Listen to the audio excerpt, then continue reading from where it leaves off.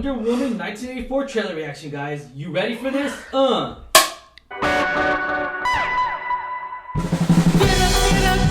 What's going on, Alamo City Movie Talk fans? I'm Ryan D. Only Ryan 680. I'm Angela, that cat lady Ange. And this is Alamo City Movie Talk. Movie Talk for movie fans, guys. We bring the movie world right into your ears, devices. Thank you for making us a part of your day, ladies and gentlemen. And this is it. I mean, I've been waiting for this. When they moved back Wonder Woman, they moved it back a little bit. So I was just like, man, I was kind of heartbroken. I'm like, now I'm a little more excited because I'm just like, they moved it to a good release date, June 5th, 2020. That's a pretty good release date. Yeah. And so I'm just like, man, about to get ready for the summer. It's a great summer. It's going to be a big hit summer movie, no doubt. So yeah, we have not seen the trailer yet, ladies and gentlemen. And let's get right to how's your anticipation for this movie? I'm really excited.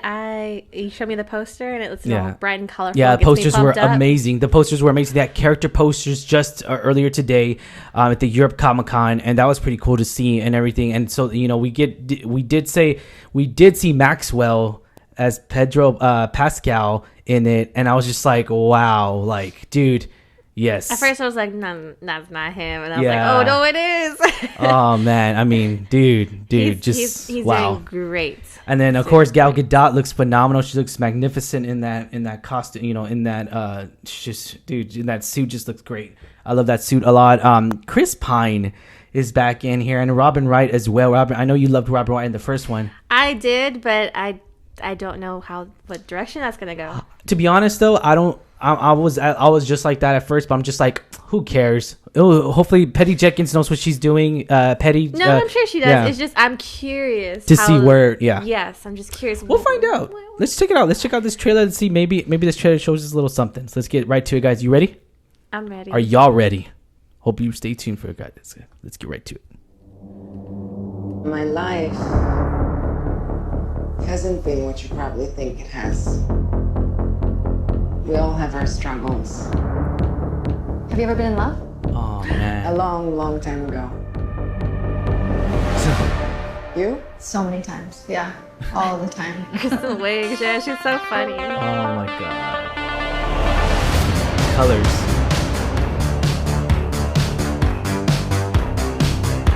Welcome to the future.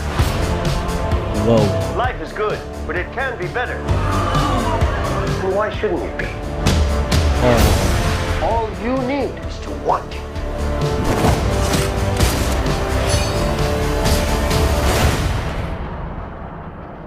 Think about finally having everything you always wanted.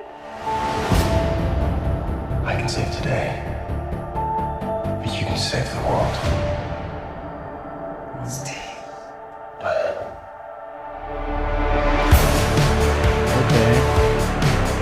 Now. Well then. I take what I want in return. Everyone will see. Max Lord.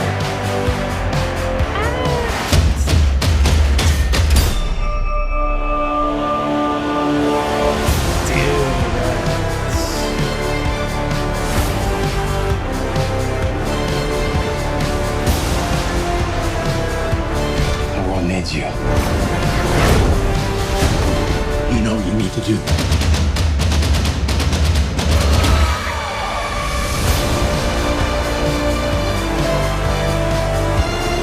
Nothing good is born from lies. And greatness is not what you think.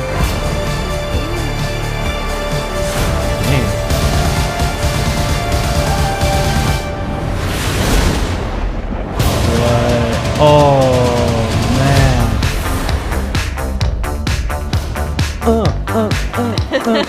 All right. All art. That's just a trash can. It's just a trash can. Yeah. Oh man. Okay, so many questions. Yeah. So many questions. Okay. All right. Chris Pine, his character is officially back. All right. Yeah. Steve Trevor is officially part of this movie and his main character. Mm-hmm. All right, I can get on board with that. All right. That's pretty cool. Man, I'm digging this a lot because I love the way this opening does start. It starts us off with, of course, Gal Gadot leading us into this movie, and I'm just like, Oh man, I hope it starts off with her talking. I hope it does like the original, like the last one did, and just to see her and just wow, it truly does look remarkable. I love it every one bit, and it's the '80s, man. I mean, it's party. I feel like everyone's it's awesome. Recently getting off the Stranger Things '80s vibe. Because that vibe is just off the chain. It's off the his. It's cool. It's hip. Yep. It was crazy time, but it was everyone still likes the. Now we saw we did see Max Lord. He is in IMDb. He is Max Lord, and so we see him on camera. To see him on TV and everything, I'm just like, man, just the way his passion is already, his presence on TV. We haven't seen him on camera, obviously, and but I'm just like, wow, like on TV, he's just like, it seems like he may not be the main, I'm pretty sure he will be the main villain. We don't know, because Cheetah's in here as well. It does seem like it's going to be Cheetah and him, Max Lord, at the same time. So that'll be pretty cool if there's a combination and everything. A lot of people do not know, so I guess just a real quick backstory. Long story short, Max Lord is Maxwell Lord, and he actually formed the Justice League. He actually believed that everyone was corrupt except him. And talk about being paranoid. Yeah, a little bit, and he just wanted power, absolute power, and he actually gained the power to control minds. And at one point he did control Superman, and he made Man of Steel himself go on a rampage and everything, and that was pretty crazy. So going into this, I'm just like, okay, obviously it was a Justice League International, and not the original Justice League. It was the Justice League International, and so going in more in depth, and now we know a little smidge backstory of him as far as the comic goes. How is this gonna fit into this current, with everything? I mean, obviously he comes out with absolute power already. He has that presence, and I just, man, I mean, let's be honest. We read some of the comments too. I was all like, "What'd you say, Pedro Pascal's agent?" Yeah, someone commented like, "Pedro Pascal's agent needs like a raise." He does. He's like big time. He does. I'm like, oh, okay, I'll get on board. Yeah, he says that big time, and then what he says at the very end? Says, that is the way. That is the way. And I 100% agree. Man, I mean, we're he's everywhere right now, man. I mean, obviously spoiler alert. I mean, his head get freaking crushed in Game of Thrones, but Which I mean, so sad because like everyone loved his character. I know, I loved his character too. He was truly great, and then now to know that we're actually seeing him in a lot of stuff right now, I'm just like, wow. Like, I know he has The Mandalorian, of course. Dude, I mean, everyone's blown away with The Mandalorian. If you haven't already, be sure to check out our Mandalorian review, guys, on the Alamo City Movie Talk YouTube channel, as well as on our podcast, wherever a podcast can be found. But so going back into this, so it's a sequel. The pilot is still showing unknown, so they're not giving too much away. What do you think about this trailer? Do you think they're giving too much away? I don't think so. No, because I have no idea absolutely what's going on. Yeah, and I like that we don't know any idea what's going on, because I like surprises. Okay. So I'll admit, most trailers give too much away. Way too much away. In terms of shock value. So they'll show the best scenes, and then like as far as premise. So I mean, certain ones do need to give us a story to reel us in, so we get an idea of what kind of movie we're getting into. But to just give like the plot ABC, like, and it's done, and it's all in the trailer, and I don't like that, because I'm like, well, all the scenes as I'm watching the movie, the build-up scenes, I've already seen them in the trailer, so it doesn't really impact me as much. Yeah, and then we get Kristen Wiig as well. I was just Kristen Wiig. I'm sorry. She's the bomb. Yeah, she is. I was like, dang. I mean, she's so funny. Yeah, she is. Neighbors. I mean, we can go on and on, but Neighbors 1, 2. Despicable Me. Yeah, she was in there. So here's the thing. I am so on board with this. This trailer looks magnificent. I'm just like, DC's only, I mean, I don't want to say only, but DC's really on a high note with this movie. This is like one of their main projects. Of course, Shazam 2. Yeah. Shazam's coming out. They also, in the Comic-Con in Europe, they also did announce Shazam 2 is officially happening as early as production could start in early 2020. So I'm just like, wow, already? Like, I'm just like, dang. All right. But okay. I mean, I'm more excited to see this one. Oh yeah. I mean, so why when they put the camera on her armor, I was just like, wow, that magnificent colors look amazing. Mm-hmm. Also, second thing, I know you're a really big pet peeve on the shoes, the wedge, okay, we're getting this debate again. Okay. Yeah. So I don't know if you noticed it, but I don't know if you noticed it on the first Wonder Woman, but when she's actually in the fighting scene, I think it's in like maybe like the bell tower. Yeah, the bell tower. Yeah, so, the climax of the movie when the main battle is about to happen. It's funny because you see her shoes change in different sequences in that scene. So she'll be like, I think they like there's some spray of like gunpowder or something like like sparks that. or something. So you see her shoes powers slowly going move, back and forth, and you see like the wedges, right? And then she'll like be doing like a slow motion kick in the air, and you'll see like she has flats, right? That's my biggest pet peeve. I don't like heels or wedges or things like that for women. It's part of the costume. Yeah, it is. It's got to be. It's Hollywood. When we went to and it's funny too because when we went at the time BVS was about to premiere or did it premiere when we went to Warner Brothers? It had already premiered. Oh yeah, so it already premiered. Suicide Squad already happened. When we went, what we're talking about backstory real quick. We went to Warner Brothers. Like 4 years ago. 5 years ago? It was about, I think, like 5 years ago. And 5 we years did ago, yeah. the VIP tour. Yes, that was awesome. It was a magnificent. Pretty penny. And we went to where the DC Comics was at. We went to go see this, all the Suicide Squad stuff. They had all the official stuff, all the Batmobiles. They had the exhibits for all the Batman and all the BVS stuff was there. And I was like, dang! And we got to take a picture. Angela, we both got to take a picture with the Wonder Woman's costume. I was like, damn, that thing's awesome. And you noticed it had wedges on there. So that's her official costume, but that's just my pet peeve. She's already tall enough as it is, but I mean, dude. Well, but I'm just like, it's not functional. But again, Hollywood. I mean, you can. It's not my choice, but I mean, she's Israeli. I mean, she's Israeli. I mean, she was born to play this role because.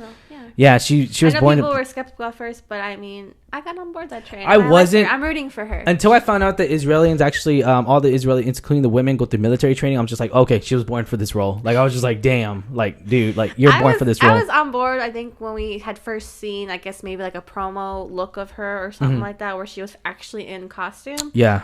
After she had gone through physical training for the film. And she kind of bulked up a little bit. A lot of people did say she was a little too skinny and Fast and Furious, but I was all like, no, she could bulk up. That's the same problem that we have with Robert Pattinson. People are saying, but I'm just like, okay. I'm sorry for interrupting you again. But here's the thing. I was still talking. Here's the thing. When you complain about that, like someone's too skinny, you could say the same thing for Christian Bale. Same thing they said about Christian Bale. It's like, Christian Bale's too skinny, and then obviously that completely changed, and when the movie was shot. Same thing with Ben Affleck. Not Justice League, because Justice League he was just fat. Let's be honest, there he was just fat in Justice League. I think I still BVS he was bulk. I still remember the promo cans that came out for Justice League. The way he sat, Superman, Wonder Woman, and just like Ben Affleck as Batman on the Coke cans on the side, and it looked so. It was terrible. It was so terrible. Terrible.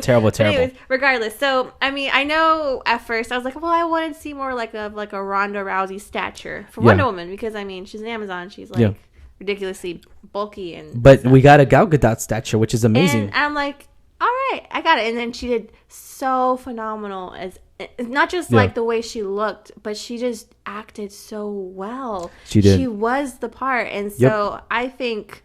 This one, I'm really excited to see her again. I think she'll do great again. Yeah. And, she'll have more Chris And it's Pine. In the 80s, man. It's in the 80s. Retro. Which is really interesting, because I'm curious. Like, it looks like however Steve Trevor, Chris Pine, comes back. I'm curious, like, for one, how that happened. Yeah. But two, how he reacts. Exactly. Yeah, and that's the thing. Where's he been at this whole time? So many questions. Where does Max Lord fit into all this? Where all that stuff? And how does the villains come about? Because you have to reinvent them in a sense to the movie world.